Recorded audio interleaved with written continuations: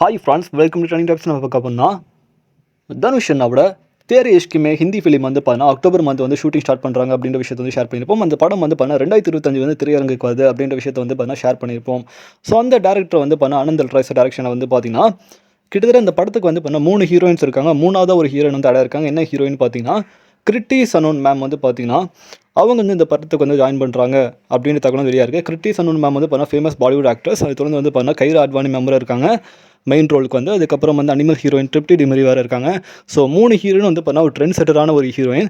So கன்ஃபார்மாக வந்து பார்த்தீங்கன்னா பயங்கரமாக என்ஜாய் பண்ணிப்பேன். கிருத்தி சனோன் மேம்லாம் வந்து பார்த்தீங்கன்னா ஒரு பயங்கரமான ஒரு பெர்ஃபார்மர் ஆக்ட்ரஸ் கூட சொல்லலாம். ஸோ அவங்க இதில் வந்து ஜாயின் பண்ணுறது கன்ஃபார்ம் மிகப்பெரிய விஷயம். ஸோ கன்ஃபார்மாக தனுஷனோட ராஜ்ஹானா திரைப்படம் 2013 அப்புறம் அனந்தல் ராய்ஸ் டேரக்ஷனை வந்து பார்த்தீங்கன்னா தேரே இஷ்குமே வந்து பார்த்தீங்கன்னா ஒரு பிகெஸ்ட் பிளாக் பஸ்ட்டை வந்து பார்த்தீங்கன்னா ஹிந்தி ஸ்டேட்டில் அடிக்கும். ஸோ ஹிந்தி ஸ்டேட்டில் அந்த படம் நம்ம சொன்ன மாதிரி அதுலேயும் ஹிந்தி ஸ்டேட்டில் மட்டும் கிட்டத்தட்ட ராஜ்ஹானாக்கு அப்புறம் வந்து ராஜ்ஹானா 2 சீரிஸ் வந்து 100 கோடிக்கு மேலே வசூல் பண்ண வாய்ப்பு இருக்குது ஹிந்தியில் மட்டுமே. ஸோ நல்லா ஓடிச்சுன்னா 300 கூட அடிக்க வாய்ப்பு இருக்குது ஹிந்தி ஸ்டேட்டில் மட்டும். தமிழ் ஸ்டேட்டில் வந்து அதோட அதிகமாக எடுக்கலாம். ஸோ இதை பற்றி உங்களுக்கு தந்து கமெண்ட் பண்ணுங்கள். மீண்டும் லைக் பண்ணுங்கள், ஷேர் பண்ணுங்கள், சப்ஸ்கிரைப் பண்ணுங்கள், மறக்காம லைக் பண்ணுங்கள். மகிழ்ச்சி.